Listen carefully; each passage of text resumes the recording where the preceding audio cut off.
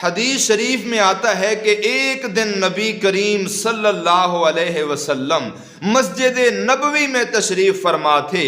وہ کتنا پیارا منظر ہوگا جب کملی والے آقا، والضحیٰ کے چہرے والے آقا، واللیل کی زلفوں والے آقا تشریف فرما ہوں گے اور حضور کے غلام میرے آقا کی قربت میں بیٹھ کے والضحیٰ کے چہرے کو تک رہے ہوں گے۔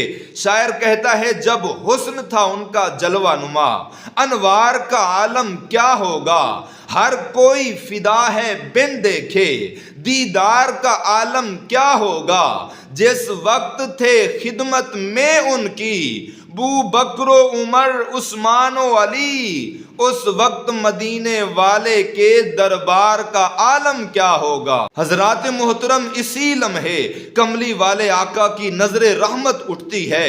حضور دیکھتے ہیں ایک غلام بیٹھا ہے اور بڑا ہی پریشان بیٹھا ہے۔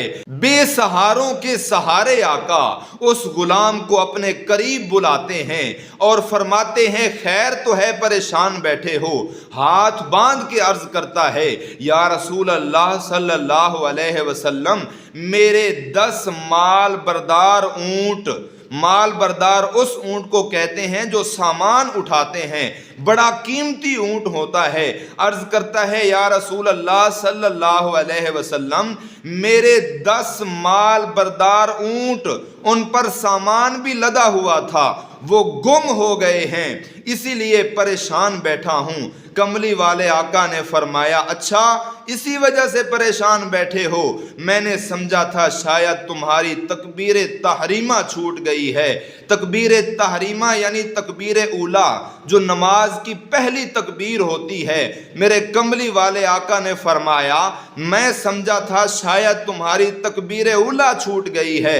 ہاتھ باندھ کے عرض کرتا ہے یا رسول اللہ صلی اللہ علیہ وسلم، کیا تکبیر تحریمہ چھوٹ جانے کا نقصان 10 مال بردار اونٹ گم ہو جانے سے زیادہ ہے؟ تو حضور علیہ السلام کا فرمان سنیے۔ کملی والے آقا نے فرمایا میرے غلام، اگر ایک پلڑے میں تکبیر اولا رکھی جائے اور دوسرے پلڑے میں ساری کائنات کا مال و متاع رکھا جائے، پھر بھی تکبیر تحریمہ کا ثواب زیادہ ہے۔ تو حضرات گرامی ذرا توجہ کیجئے، جس نماز کے آغاز کی اتنی فضیلت ہے، جس نماز کی ابتدا کی اتنی فضیلت ہے، اس پوری نماز کی کیا فضیلت ہوگی، اور جس نماز کی ابتدا کا نقصان اتنا ہے، اس پوری نماز چھوڑنے کا نقصان کتنا ہوگا۔ تو اللہ رب العزت ہم سب کو ہدایت نصیب فرمائے اور راہ راست نصیب فرمائے، اور 5 وقت کی نماز جماعت کے ساتھ باقاعدگی سے ادا کرنے کی توفیق عطا فرمائے۔